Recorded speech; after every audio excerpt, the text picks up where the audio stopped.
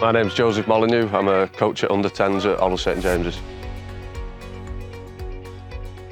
I started playing when I was 4 years old. Well, training at the club started then, playing at 6, and I've been at the club ever since.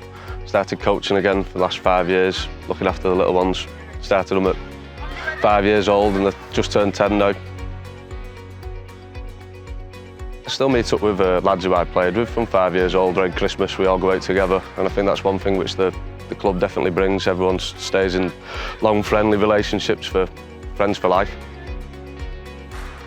Community rugby, it's everything around here. There isn't exactly very much for the kids to do. The kids these days, they get home from school and the headsets on, the PlayStation's on, and if they're not outside playing rugby, that's all they're doing, they're staring at a screen. So gets them out, gets them fit, keeps them together, and then it teaches them everything what rugby has to offer. I've been involved at the club for probably 5 years now. My son plays for the under-10s and he absolutely loves it like all the other kids, so I just ride the wave off the back of them. The family feel at Oral is really important, and I think that's why you see so many people and so many kids running around with smiles on their faces. You know, you can see behind me they're all starting and really enjoying it, so it's massive for the community. Without the communities, you don't have these Super League players, you don't have international, and you don't have a game. And you know, the first thing is that they're having fun, and they're not all going to be Super League players. But they can all have a career or, you know, a journey in rugby league, and that's important, you know, the inclusivity. But like you say, without the community game, there is no professional game.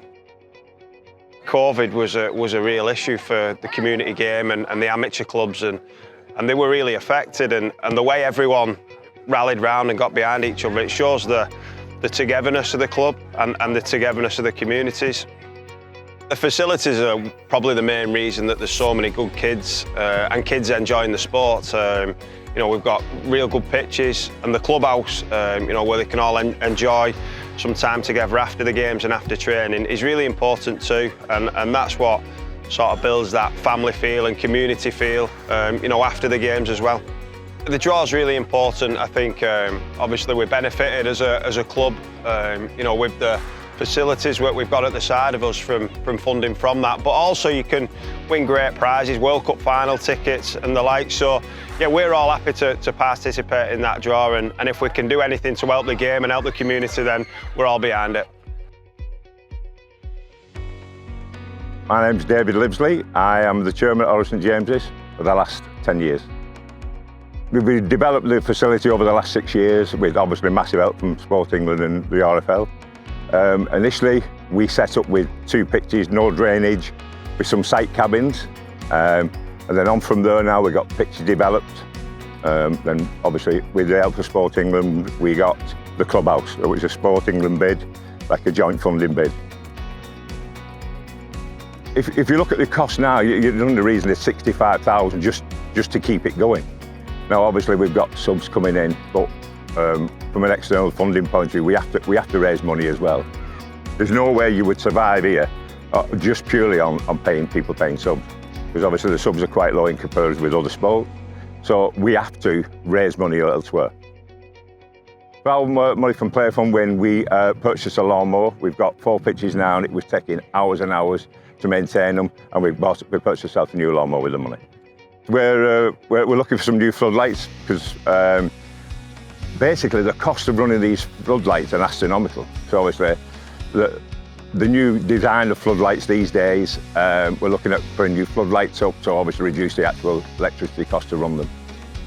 I'm John McMullen. I'm National Clubs Manager for the Rugby Football League.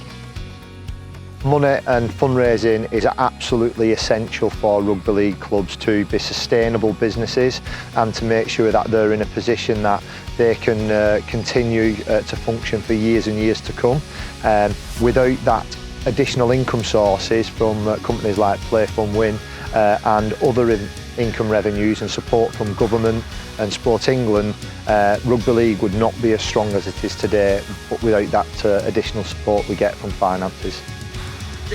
This is the 2nd year we're entering with Play From Win, a great partnership we started in a very difficult and challenging period, I think we delivered over £30,000 worth of investment across the game.